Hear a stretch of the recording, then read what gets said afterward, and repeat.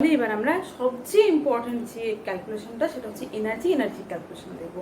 কার help নিয়ে? না বোরের পস্টুলেটস help নিয়ে বা বোর যেভাবে ক্যালকুলেশন করেছিল সেটা। ওকে, তাহলে আমরা দেখতে পাচ্ছি কি হচ্ছে। আমরা দেখছি একবার নতুন করে বলি, নিউক্লিয়াস পজিটিভ চার্জ, টোটাল চার্জটা কত না জেড ইন্টু ই, তাই না? অ্যাটমিক নাম্বার হচ্ছে জেড, কোনো একটা পরমাণু নিয়ে কথা হচ্ছে, তার অ্যাটমিক নাম্বার হচ্ছে গিয়ে জেড। ওকে, অ্যাটমিক নাম্বার হচ্ছে গিয়ে জেড, ঠিক আছে। তার ইলেকট্রনের চার্জ অফ ইলেকট্রন হচ্ছে কি আমি ধরে নিলাম ই। তাহলে সেখানে প্রোটন কটা আছে না জেড ইন্টু ই, এতগুলো প্রোটনের চার্জ, মোট চার্জ মানে প্রোটন আছে জেড, প্রোটন কটা আছে না জেড নাম্বার অফ প্রোটন আছে, এবং প্রোটনের টোটাল চার্জ কত না জেড ইন্টু। ওকে, এবার আমি ধরছি নিউক্লিয়াসের বাইরে এই কক্ষপথটা নিয়ে আমি এখন কথা বলবো। ওকে, মাঝখানে বা বাইরের কোনো কক্ষপথ নিয়ে আমি আর কথা বলছি না। এখন আমি একটা ফিক্সড কক্ষপথ, মানে ধরো এটা nth কক্ষপথ, এটা 2 হতে পারে, 3 হতে পারে, 1 হতে পারে, 5 হতে পারে, যা খুশি হতে পারে, আমি n নাম্বার দিয়ে এটাকে ডিনোট করলাম। ওকে, আমি বলছি নিউক্লিয়াস থেকে এর ডিস্টেন্সটা হচ্ছে গিয়ে কি না আর। ওকে, ঠিক আছে। তাহলে আমি কি কথা বললাম যে অ্যাটমের অ্যাটমিক নাম্বার হচ্ছে জেড, মানে জেড নাম্বার অফ প্রোটন আছে, তাহলে নিউক্লিয়াসের টোটাল চার্জ হচ্ছে জেড ইন্টু ই, কারণ একটা প্রোটনের চার্জ ই, তাই না? তাহলে টোটাল চার্জটা কত, নিউক্লিয়াসের চার্জটা কত জেড ই, এবং একটা ইলেকট্রন ওই নিউক্লিয়াসকে কেন্দ্র করে আর ব্যাসার্ধের একটা কক্ষপথে আর রেডিয়াসের একটা অরবিটে, ফিক্সড অরবিটে সে ঘুরছে, ঠিক আছে। ওই অরবিটটা হচ্ছে nth অরবিট। ওকে, তাহলে ইলেকট্রনের মাস কত না মাস অফ ইলেকট্রন কত, ওই ইলেকট্রনটার মাস কত না আমি ওই ইলেকট্রনটার মাস ধরে নিলাম এম, ঠিক আছে। তো সবাইকার নাম্বারগুলো মোটামুটি আমি জানি, সবাইকার কার কি ভ্যালু সেগুলো আমি সব জানি। ওকে, জানলে এবার আমি যেটা বলতে চাইছি, আমরা কি ক্যালকুলেশন করতে চাইছি, আমরা চাইছি এনার্জি অফ ইলেকট্রনের এনার্জি। দেখো আমি মাথায় নেগেটিভ সাইন দিয়েছি, এটা তোমরা এবার ইউজ করবে ইলেকট্রনের মাথায় নেগেটিভ দেওয়া, তার কারণ ইলেকট্রন নেগেটিভলি চার্জ। ওকে, তাহলে দেখো আমরা এনার্জি যেহেতু ক্যালকুলেট করবো, তাহলে কারোর টোটাল এনার্জি কত হয় বলো তো? টোটাল এনার্জি হচ্ছে গিয়ে তার দুটো এনার্জির যোগফল, দু রকম এনার্জির যোগফল। একটা হচ্ছে কাইনেটিক এনার্জি আর একটা হচ্ছে পোটেনশিয়াল এনার্জি। একটা হচ্ছে গতিশক্তি, একটা হচ্ছে স্থিতিশক্তি, তাই না? তাহলে কোন কোন এনার্জির যোগফল না kinetic energy plus potential energy. এখানে আমরা কার এনার্জির কথা ক্যালকুলেট করতে চাইছি? ইলেকট্রনটার কথা চাইছি, তাই না? তাহলে ইলেকট্রনের কাইনেটিক এনার্জি কত হবে? কাইনেটিক এনার্জি দুনিয়ায় যার হয় সবাইকার সেম হয়, M V square, half M V square, তাই না? এটাই হয় হাফ এম ভি স্কোয়ার। আমরা অনেকবার দেখেছি। এমটা কি না যার কাইনেটিক এনার্জি ক্যালকুলেট করছি তার মাস, কার মাস? ইলেকট্রন এখানে ক্যালকুলেট হচ্ছে। আর ভিটা কি? ভিটা হচ্ছে ভেলোসিটি। কোন ভেলোসিটিটা? যে অরবিটটাতে আছে সেই অরবিটে তার ভেলোসিটিটা, আমরা ভেলোসিটি ক্যালকুলেট করতে এর আগে শিখলাম। ওকে, প্লাস পোটেনশিয়াল এনার্জি। দেখো পোটেনশিয়াল এনার্জিটা এখানে কিন্তু এবার ক্যালকুলেশনটা আমার করে নিতে হবে। ওকে, কিভাবে করব? দেখো আলাদা করে ক্যালকুলেশন করছি। Potential energy is equal two energy one kind of work, তাই না? কার্য আর এনার্জিটা দুটো মানে একটা জিনিসেরই রূপ মাত্র, আমরা পড়েছি তাই না? Work done is equal two আমরা কি জানি? ওয়ার্ক ডান জানি ফোর্স ইনটু ডিসপ্লেসমেন্ট, তাই তো? Displacement, force into displacement. Okay, তাহলে এখানে ফোর্স কথাটার মানে কি? মনে করো ইলেকট্রনটা কোনো একটা সময় এখানে ছিল না, সে ইউনিভার্সের কোনো একটা জায়গায় ছিল, মানে অসীম দূরত্বে ছিল, ইনফিনিটিতে ছিল, ঠিক আছে। এর নাগালের মধ্যে ছিল না, অনেক দূরে কোনো একটা জায়গায় ছিল। অসীম কথাটার মানে এবার ভালো করে বুঝে নাও, ঠিক আছে? অসীম কথাটা অনেক রকম, মানে অসীম মানে এটা মনে করো না যে অসীম মানে হচ্ছে কি আমাদের একদম গ্যালাক্সি পেরিয়ে একদম অনেক দূরে, এরকম ভেবে নিও না। অসীম কথাটার মানে হচ্ছে অসীমটা প্রত্যেকের জন্য চেঞ্জ হয়, ঠিক আছে। মানে মনে করো ইনফিনিটিটা কিভাবে বলবো, মানে মনে করো তুমি এখানে আছো, তো তোমাকে বলা হলো যে তুমি এক থালা ভাত খাবে। ওকে, তাহলে তুমি এক থালা ভাত খেতে পারো, তাহলে তোমার এক থালা ভাতটা হচ্ছে তোমার জন্য সাফিসিয়েন্ট। আমি তোমাকে বললাম তোমাকে এক হাঁড়ি ভাত খেতে হবে, তুমি হয়তো যারা খুব মানে খাদ্যরসিক বা পেটু, তারা এক হাঁড়ি ভাতও অনেকে কষ্ট করে খেয়ে নিতে পারে, তার মানে ওটা তার জন্য বেশি। কিন্তু আমি যদি কাউকে বলি যে তোমাকে 10 হাঁড়ি ভাত খেতে হবে, পারবে তুমি? তার মানে তোমার জন্য ওটা হয়ে গেল অসম্ভব একটা ব্যাপার। কথাটা বোঝা গেছে? ক্লিয়ার হয়েছে? সিমিলারলি মানে আবার মনে করো কেউ আগেকার দিনে অনেক ডাকাতরা থাকতো না, তারা খুব খেতে পারতো, তাদের কাছে হয়তো সেটা কিছু ব্যাটারি পান জানি, আমার কোনো আইডিয়া নেই। তাহলে ব্যাপারটা হচ্ছে, আবার একটা ছোটোখাটো উদাহরণ দিই, মনে করো তোমাকে আমি বললাম যে একটা লেবুর ফোঁটা তুমি একটা চামচে জল নিয়ে তাতে দিয়ে খাও, ঠিক আছে? তাহলে একটা চামচের মধ্যে জল নিলে 1 ড্রপ লেবু নিলে তুমি মুখে যদি দাও, লেবুর টেস্টটা তুমি পাবে, ডেফিনেটলি পাবে। এবার মনে করো ওটা তোমাকে আমি বললাম এক বাটি জলের মধ্যে 1 ফোঁটা লেবুর রস দাও, তাহলে 1 বাটি, ছোট্ট একটা বাটি নিয়ে তাতে জল দিয়ে 1 ফোঁটা লেবুর রস দেবে, তুমি হয়তো হালকা তার স্মেলটা বা স্বাদটা হালকা পেলেও পেতে পারো। কিন্তু আমি যদি ধরো বড় একটা গামলার মধ্যে 1 গামলা জল দিই বলি 1 ড্রপ লেবুর রস দিয়ে তুমি খাও, তাহলে কি হবে না, ওখানে তুমি আর কোনো ফ্লেভারই পাবে না, লেবুর কোনো 1 ড্রপ তো লেবুর ফোঁটা, তাহলে কোনো ফ্লেভারই পাচ্ছ না। তাহলে ওই 1 ড্রপ লেবুর ফোঁটার জন্য ওই 1 গামলা জলটাই হচ্ছে অসীম, ঠিক আছে? তার জন্য মনে করো না যে একটা সমুদ্রে যেতে হবে 1 ফোঁটা জল নিয়ে, সেটা নয়, ওকে? মানে অসীমটা চেঞ্জ হয়ে যাচ্ছে, অসীমের যে ডেফিনেশনটা সেটা চেঞ্জ হয়ে যাচ্ছে। মানে মনে করো আরও একটা উদাহরণ দিই, মনে করো তুমি ফ্রিকোয়েন্টলি এত হাঁটা তোমার অভ্যেস আছে, তুমি 10 কিলোমিটার অনায়াসে হেঁটে দিতে পারো, ঠিক আছে? তোমার কাছে 10 কিলোমিটারটা অসীম নয়, কিন্তু আমার কাছে 10 কিলোমিটারটা অসীম, ঠিক আছে? মানে আমি হয়তো 2 কিলোমিটার হেঁটে নেবো, 3 কিলোমিটার 5 কিলোমিটার হেঁটে নেবো, কিন্তু 10 কিলোমিটার টানা হাঁটতে গেলে আমি হয়তো ভাববো যে না আমি পারবো না। বা আমি হয়তো 10 কিলোমিটারও কষ্ট করে হেঁটে নিলাম, কিন্তু আমাকে যদি বলে 50 কিলোমিটার হাঁটো, তখন 50 কিলোমিটারটাই আমার জন্য অসীম। কিন্তু আগেকার দিনে মানুষ হয়তো দেখো মাইলের পর মাইল হেঁটে যেত, তাদের কাছে কিন্তু ওটা অসীম ছিল না, ঠিক আছে?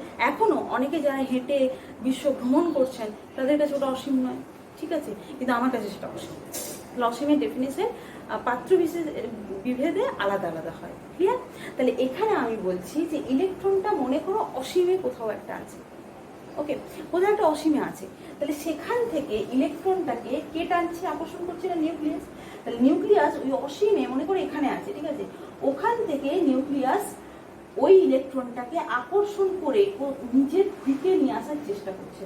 তাহলে কোথায় ছিল? এখন ইনফিনিটিতে ছিল, মানে নিউক্লিয়াস থেকে তার ডিস্টেন্সটা কি ছিল? ইনফিনিটি, অসীম ছিল, ঠিক আছে? সেখান থেকে আকর্ষণ করে তাকে কোথায় নিয়ে আসছে? না এই আর রেডিয়াসে নিয়ে আসতে চাইছে। কোথায় আনতে চাইছে? না এই আর রেডিয়াসটাতে সে নিয়ে আসতে চাইছে, ওকে? তাহলে এই অসীম থেকে যে তাকে টানছে, একটা আকর্ষণ বল দিয়ে তো টানছে। কোন আকর্ষণ বল দিয়ে টানছে? না তার কুলম্বিক ফোর্স অফ অ্যাট্রাকশন, কেননা এখানে দুটো চার্জ স্পিসিস নিয়ে কথা হচ্ছে, ঠিক আছে? তাহলে ফোর্স কি হবে? না ফোর্স হবে z² বাই r²। এটা নিয়ে আর কোনো কথা বলছি না, এটা বহুবার বললাম, ঠিক আছে? z² বাই r² কেন হলো? z ইন্টু স্কোয়ার মানে হচ্ছে কি ze এর চার্জ, আর এটাও তো একটা ইলেকট্রন এর চার্জ, তাহলে দুজনকার চার্জের গুণফল হয়ে গেল z ইন্টু স্কোয়ার। আর তাদের মধ্যেকার দূরত্ব, এই দূরত্বটাকে আমি একটা সাপোজ r দিয়েই ডিনোট করলাম, ওকে? আর তাহলে এই আর কিন্তু এই আর সাথে সমান নয়, মানে জাস্ট একটা লেন্থ হিসাবে আমি আরটাকে দিলাম, ওকে? তাহলে ডিভাইডেড বাই r², কুলম্বিক ফোর্স, কুলম্বের সূত্র অনুযায়ী, ওকে? Into displacement. এখানে দেখো ডিসপ্লেসমেন্টটা কিভাবে আমি ভ্যারি করছি। যখন সে অসীমে ছিল তখন যে বলটা দিয়ে সে আকর্ষণ করছিল, যত কাছে আসছে তত আকর্ষণ বলটা বাড়ছে, তত বেশি জোর দিয়ে তাকে টানছে, তাই না? মনে করো কেউ একটা অনেক দূরে আছে, ঠিক আছে? তুমি তাকে যেভাবে আসতে বলবে, সে যত কাছে আসবে তোমার তার প্রতি টানটা তত বাড়বে কিনা? যত সে কাছে আসছে এসে গেছে, মানে টানটা তত ইনক্রিজ করবে তোমার, তাই না? ব্যাপারটা হচ্ছে যত কাছে আসবে তত এই রেডিয়াসটা তো কমতে থাকবে, তাই না? ফোর্সটা তত মানে চেঞ্জ হয়ে যাবে। তাহলে এই যে প্রত্যেকটা পয়েন্টে এই যে ফোর্সটা চেঞ্জ হয়ে যায়, প্রত্যেকটা পয়েন্টের এই যে ফোর্সটা চেঞ্জ হচ্ছে, এই ফোর্সটা প্রত্যেকটা ফোর্সকে তো তাহলে আমাকে ক্যালকুলেট করতে হবে। এই জায়গাটার ফোর্স, এই জায়গাটার ফোর্স প্লাস এই জায়গাটার ফোর্স প্লাস এই জায়গাটার ফোর্স, এতগুলো ফোর্সকে তো আমি এমনি প্লাস প্লাস প্লাস প্লাস দিয়ে লিখতে পারি না। এটার জন্য আমাকে বিশেষ একটা অ্যাডিশনের মানে হেল্প নিতে হবে, সেটাকে আমরা কি বলি? না ইন্টিগ্রেশন, ওকে? তাহলে এখানে ডিসপ্লেসমেন্ট কথাটা কি? ডিসপ্লেসমেন্ট কথা মনে করো ছোট ছোট ডিসপ্লেসমেন্টকে আমি দেখবো, মানে মনে করো এখানে আছে, প্রথমে এখানে আছে, তারপর এখানে এলো, এই যে পার্থক্যটা, মানে পার্থক্য মানে আমরা কি জানি r2 - r1। মনে করো এই টোটাল ক্যালকুলেশনটা আমি করছি, ঠিক আছে? তোমরা ইন্টিগ্রেশন যদি করে থাকো তাহলে একটু বুঝতে সুবিধা হবে, যারা করোনি তাদের জন্য আমি একটু বলছি, ঠিক আছে? মনে করো এ থেকে বি একটা ডিস্টেন্স আছে, ঠিক আছে? এ থেকে বি একটা ডিস্টেন্স, তাহলে এখান থেকে প্রথমে এখান থেকে এখানে আসছে, ঠিক আছে? তাহলে ডিস্টেন্সটা কতটা হবে? না এটা মাইনাস এটা, তাই না? তাহলে এই ডিস্টেন্স, এই ছোট্ট ডিস্টেন্সটা কত? আমি হচ্ছে কি dr, ওকে? ছোট্ট ডিস্টেন্সটা কত? না dr। এরকম ছোট্ট ডিস্টেন্স কভার করে করে তো সে কাছে আসছে, তাহলে ওই ছোট্ট ডিসপ্লেসমেন্টটাকে আমি বলছি ডিআর। ওকে, তাহলে এখানে ডিসপ্লেসমেন্ট মানে কি লিখবো না ডিআর, যেহেতু আর দিয়ে আমি ওই লেন্থটাকে ডিনোট করছি তাই আমি এখানে ডিআর লিখছি। ওকে, তাহলে এখানে পোটেনশিয়াল এনার্জি একটা পার্টিকুলার পয়েন্টের পোটেনশিয়াল এনার্জি, তাহলে এখানে প্রত্যেকটা পয়েন্টের পোটেনশিয়াল এনার্জি কি করতে হবে না যোগ করতে হবে। তার মানে আমি ইন্টিগ্রেশন করে দিলাম। ইন্টিগ্রেশন নিশ্চয়ই তোমাদের অনেকের হয়েছে, তাই এটা বুঝতে পারবে তোমরা। তাহলে এইবার দেখো এটা কি হচ্ছে, এখানে জেড ইন্টু ই, জেড আর ই এই ভ্যালুটা ফিক্সড। যারা ফিক্সড হবে তারা ইন্টিগ্রেশনের বাইরে, তাদের কোনো ইন্টিগ্রেশন হবে না, তাহলে তারা ইন্টিগ্রেশনের বাইরে চলে আসবে।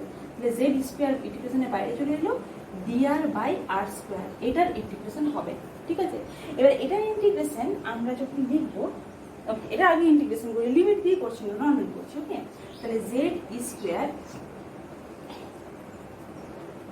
ডিএক্স বাই এক্স স্কোয়ার এর ইন্টিগ্রেশন কি হয় কেউ বলতে পারবে?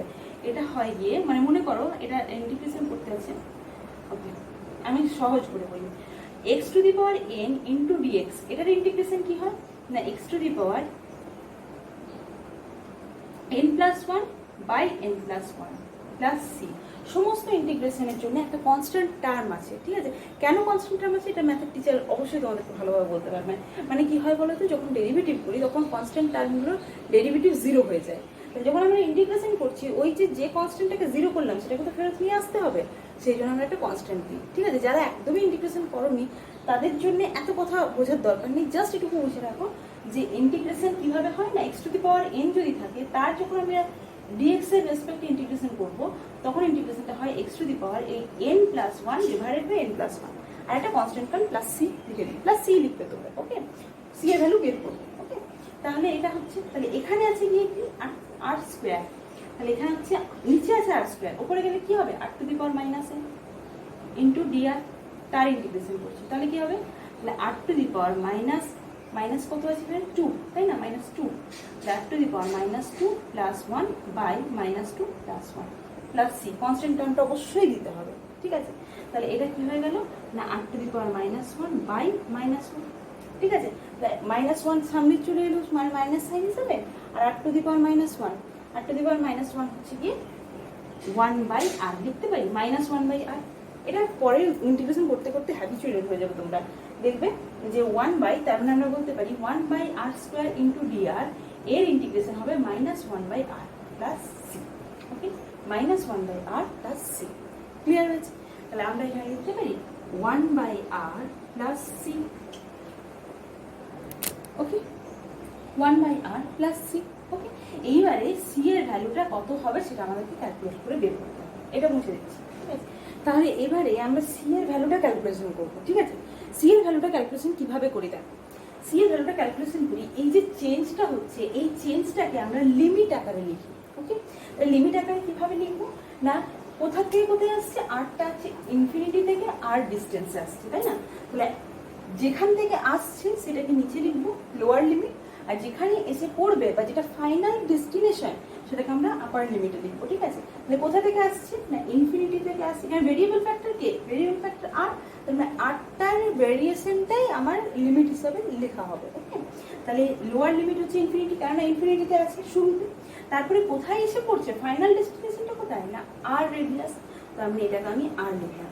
লোয়ার লিমিটটা হচ্ছে ইনফিনিটি আর আপার লিমিটটা হচ্ছে কি আর। ঠিক আছে, যতক্ষণ ইন্টিগ্রেশন সাইন থাকবে ততক্ষণই লিমিটটা অন রাখবে ইনফিনিটি টু আর। ঠিক আছে, এবার আমার ইন্টিগ্রেশন হয়ে গেছে। এবার প্লাস যে কনস্ট্যান্ট সি বলেছিলাম, যখন আমরা ইন্টিগ্রেশনে এই লিমিটটা বসিয়ে দেবো তখন আর কনস্ট্যান্ট সি লেখার কোনো দরকার নেই। ঠিক আছে, এইভাবে ক্যালকুলেশন করলে তোমাদের বেশি বুঝতে সুবিধে হবে, তাই আমি এই ক্যালকুলেশন দিয়ে করাচ্ছি। ওকে, তাহলে এরকম আর প্লাস সি দেওয়ার দরকার নেই। ঠিক আছে, যেহেতু আমি লিমিট বসিয়ে দিলাম, ওইভাবে দেখিয়েছিলাম কেননা তখন আমি লিমিটটা বসাইনি। ঠিক আছে, তোমরা লিমিট বসিয়েই করবে।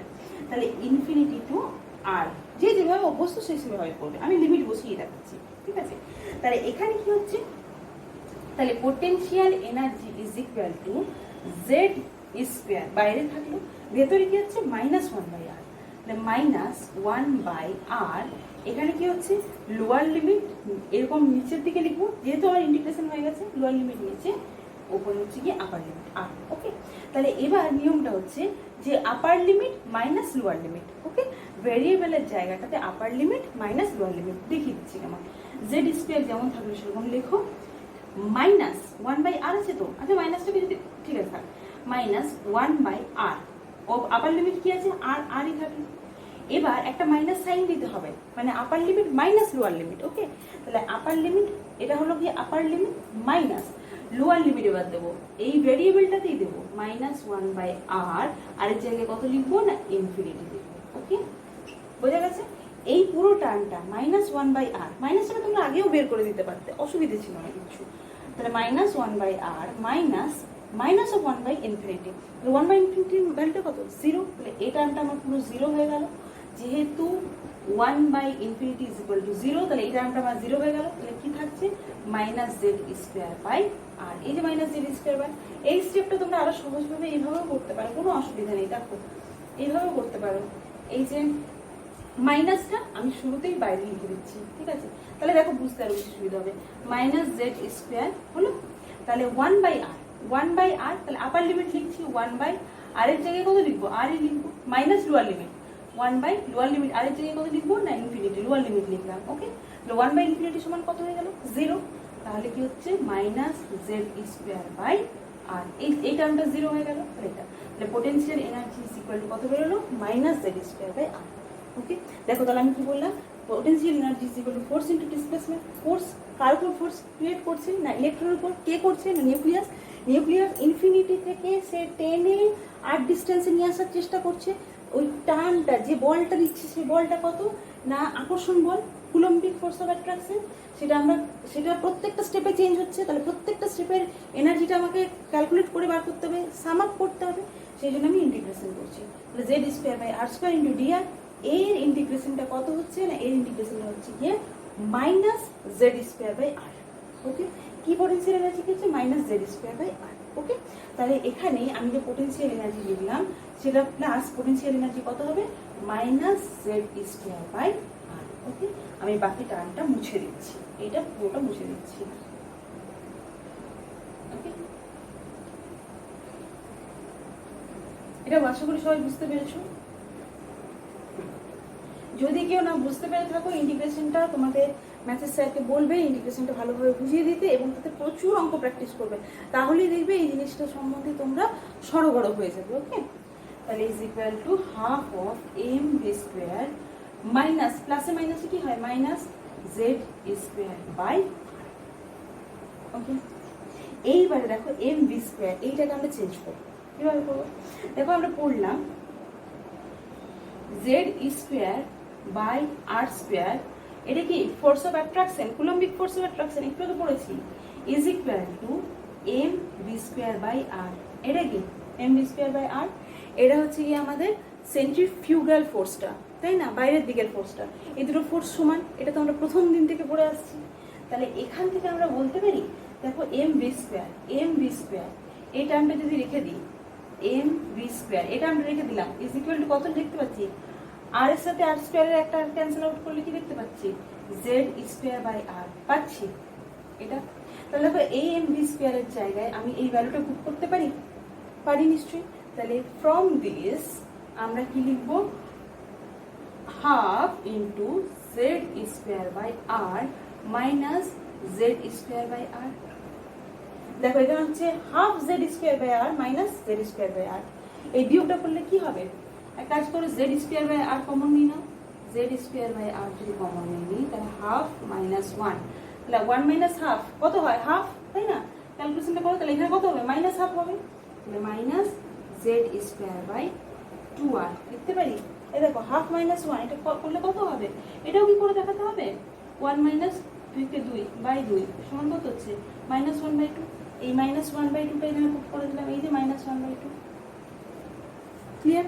তাহলে z²/2r মাইনাস z²/2r, এটা কি বেরোলো না total energy of the electron, কি বেরোলো total energy of the electron minus z²/2r।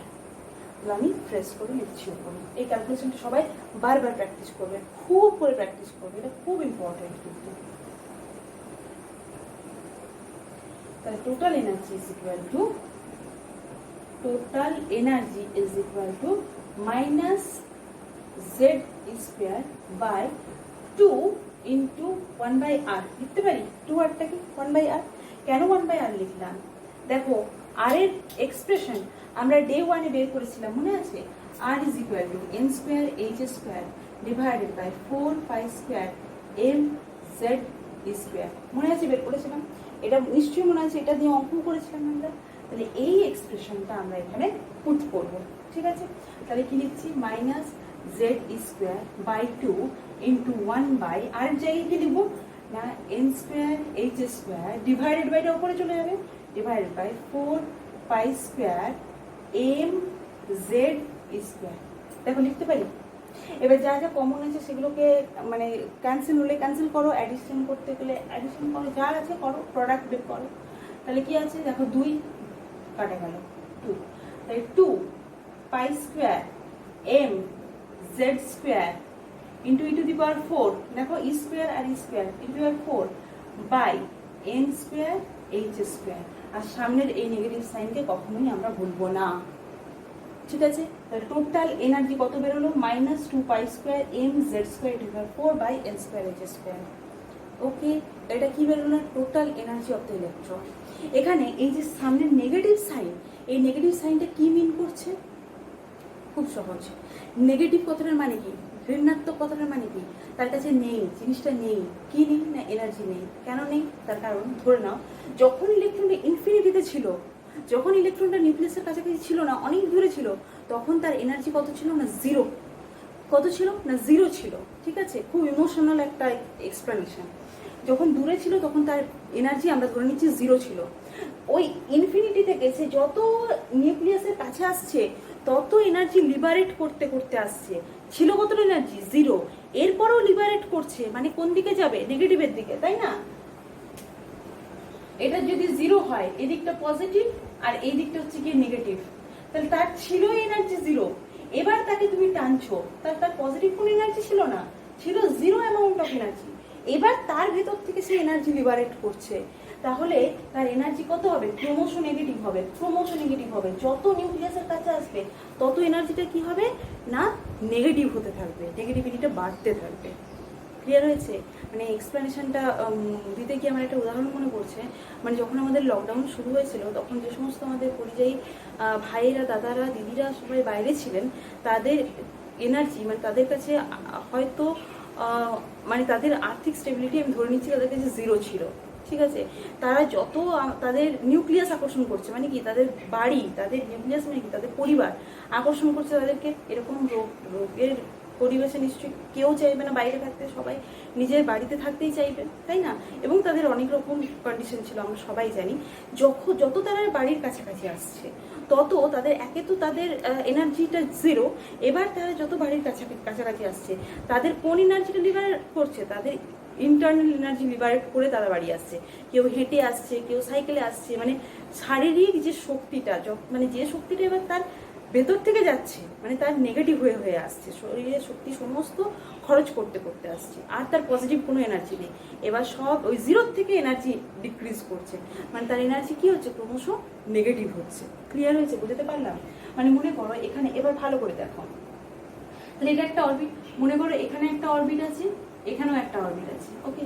তাহলে ইলেকট্রনটাকে নিউক্লিয়াসটা আনছে, আকর্ষণ করছে, আকর্ষণ করে যখন এই অরবিটে এসে পৌঁছালো, তখন তার কাছে যতটা নেগেটিভ এনার্জি আছে, এখানে যখন আসলো সে তো আরো এনার্জি লিবারেট করে এসছে, তাই না? এবার এখান থেকে যখন এখানে আসবে তখন তার এনার্জি আরো ডিক্রিজ করবে। কথাটা ক্লিয়ার হয়েছে?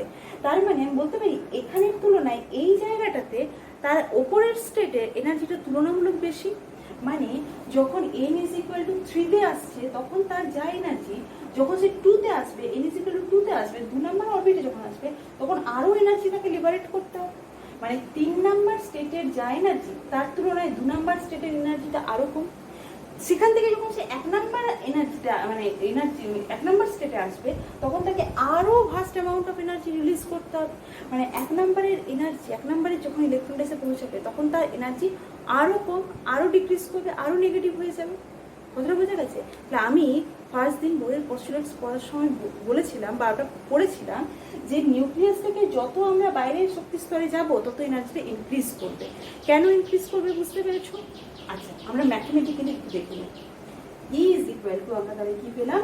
2π2mz2/4/n²s², এটা আমরা পেয়েছি। ওকে, তাহলে দেখো আমরা কি দেখছি, আমরা দেখছি যে এখানে কনস্ট্যান্ট টার্ম কি কি আছে দেখে নিই, ওই একই রকম আগের ক্যালকুলেশনগুলোর মতোই আমরা করে নিই। ওকে, তাহলে এখানে কনস্ট্যান্ট টার্ম কি কি আছে না, ই ইজ ইকুয়াল টু, এখানে ভেরিয়েবল কি আছে, জেড আছে আর এন আছে, জেড আর এনই ভেরিয়েবল, বাকি সব কনস্ট্যান্ট। ওকে, তাহলে এখানে z²/n², এটা আমি বাইরে রেখে দিলাম। আর এই পুরো টার্মটা -2π²m⁴/h², এটার ক্যালকুলেশন তুমি করতে পারবে, সবগুলো কনস্ট্যান্ট, প্রত্যেকটার মান জানো। ঠিক আছে, এটার ক্যালকুলেশন যদি আমরা করি তাহলে আমরা পাবো -1.34 ইভি ইলেকট্রন ভোল্ট। ওকে, ইভি ইভি দিয়ে আমরা এক্সপ্রেশনটা বার করব, ইন্টু z²/n²। দেখো এন এর ভ্যালু যত ইনক্রিজ করবে তত এই ভ্যালুটা কি করবে না, ডিক্রিজ করবে, কিন্তু নেগেটিভ আছে, তাই না? এন এর ভ্যালু যত বাড়বে তত প্রোডাক্টের মানটা কত হবে, তত আমার ভাগফল কি হবে, তত কমবে, তাই না? কিন্তু নেগেটিভ আছে, তার মানে অ্যাকচুয়ালি বাড়ছে, বেশি হচ্ছে, এনার্জিটা বেশি। বা উল্টো কথা এইভাবেও মনে রাখতে পারো, ইনফিনিটি থেকে যত কেন্দ্রের কাছে আসবে তত এনার্জি ডিক্রিজ করবে, তার মানে নিউক্লিয়াসের যত বাইরের দিকে যাব তত এনার্জিটা, ইলেকট্রন এনার্জিটা বেশি। আরেকটা কি দেখতে পাচ্ছি, n² তো হলো, আরেকটা হচ্ছে জেড।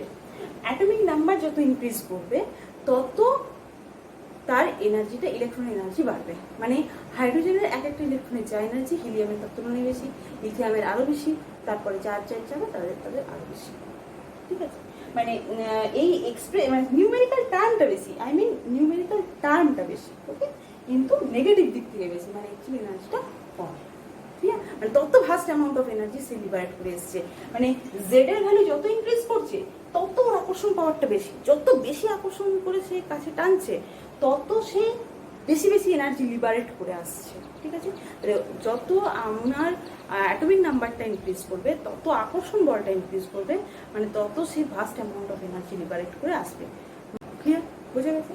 তাহলে এনার্জির এক্সপ্রেশন এটাও মনে রাখবে, এটা আমাদের নিউমেরিক্যাল প্রবলেম সলভ করতে হেল্প করবে। ঠিক আছে, তাহলে চলো কিছু নিউমেরিক্যাল প্রবলেম সলভ করি। আচ্ছা সরি, আমি একটা টার্ম ভুল বলে ফেলেছি।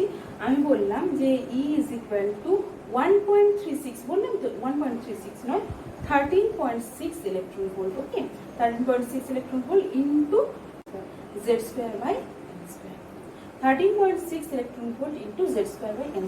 ওকে, ওটা 1.36 আমি কিন্তু ভুল বলে ফেলেছি। ঠিক আছে, আর নেগেটিভ সাইন আছে। তাহলে যদি তোমাকে প্রশ্ন করে যে নেগেটিভ সাইন কি মিন করছে, তোমরা কি বলবে না, ইলেকট্রনটা অসীম থেকে যখন নিউক্লিয়াসের কাছে আসে তখন এনার্জি লিবারেট করতে করতে আসে। ঠিক আছে, তাই নেগেটিভ সাইন মিন করছে অতটা amount of energy say liberate করে ওই জায়গাটা দখল করেছে, তাই না?